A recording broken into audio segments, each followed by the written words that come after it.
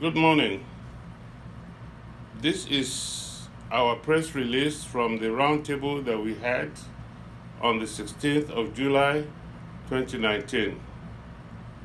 We regret that we could not live stream the event because of the Chatham House rule protocol that we had to adopt.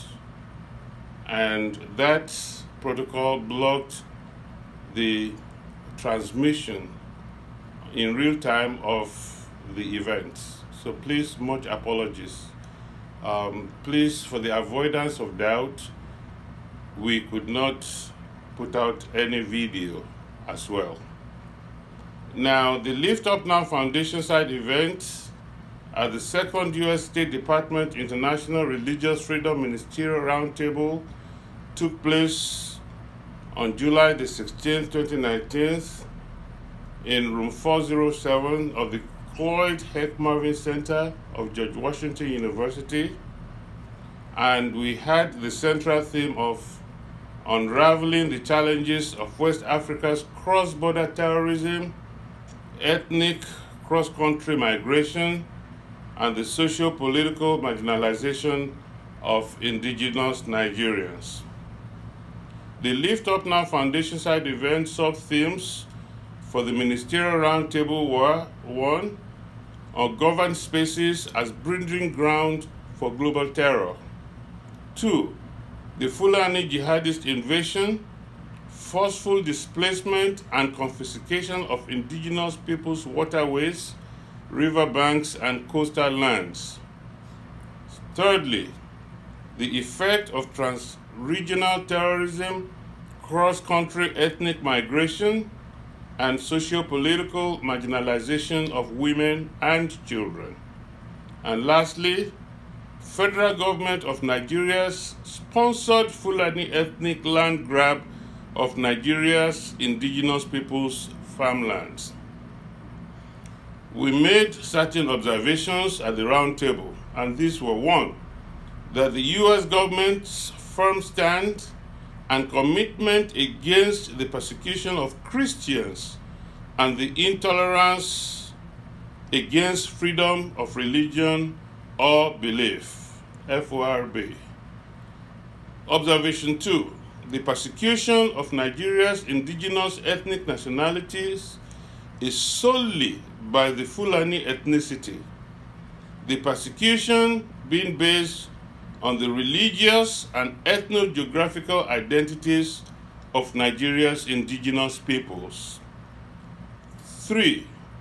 The United States Commission on International Religious Freedom, USCIRF, report of 2019, we observed that report is a reasonable but not sufficient short-term response to the wanton violation of freedom of religion or belief in Nigeria.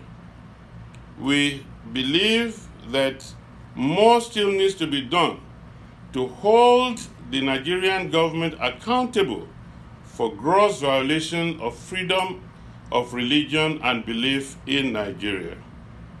Fourth observation, the ongoing Fulani implemented genocide and ethnic cleansing in Nigeria is a continuing effort at dominating all Nigeria's indigenous ethnic nationalities.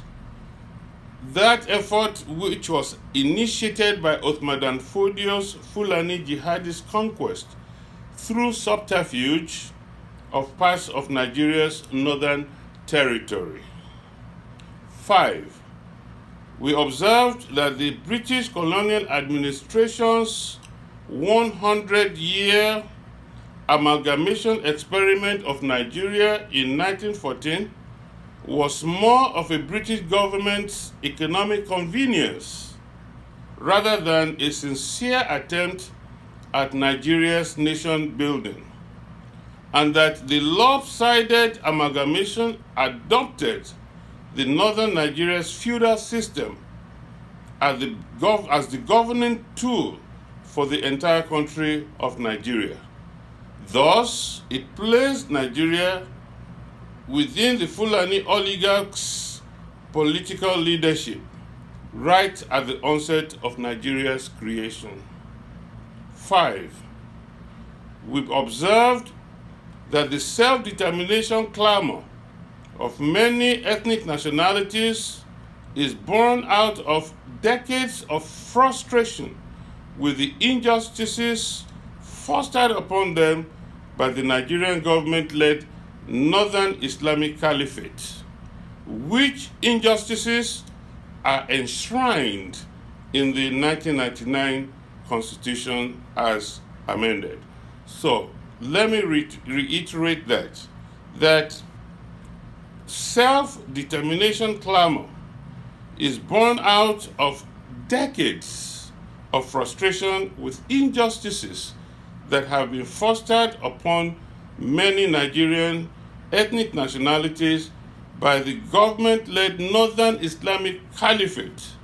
And these injustices are well enshrined in the 1999 Constitution as amended. 7. Nigeria's 1999 Constitution as amended is an insincere and probably fraudulent document rushed into formulation and adoption by the Islamic Caliphate to open the door for the permanent Fulani and Islamic Sharia domination of Nigeria. 8th observation. The existing false narrative of Nigeria's brutal social hostilities from Islamist jihadism, that narrative which now exists is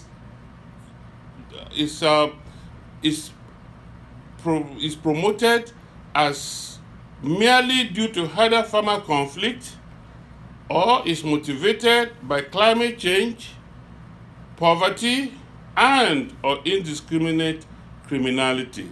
This is a completely false narrative of the situation in Nigeria.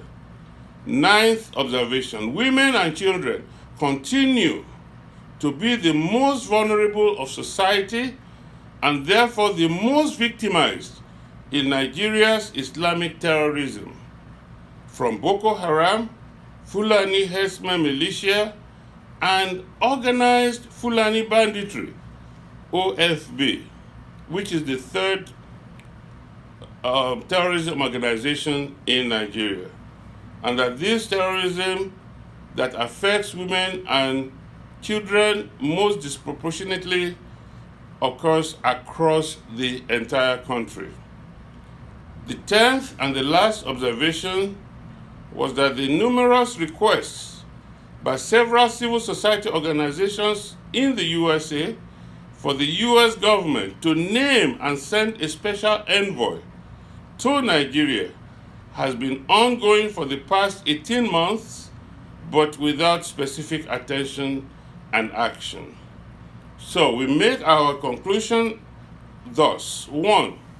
West Africa's ungoverned spaces are already the breeding ground for global terror, ready to precipitate and unleash an unprecedented refugee crisis across West Africa, Europe, and the United States of America. Conclusion 2.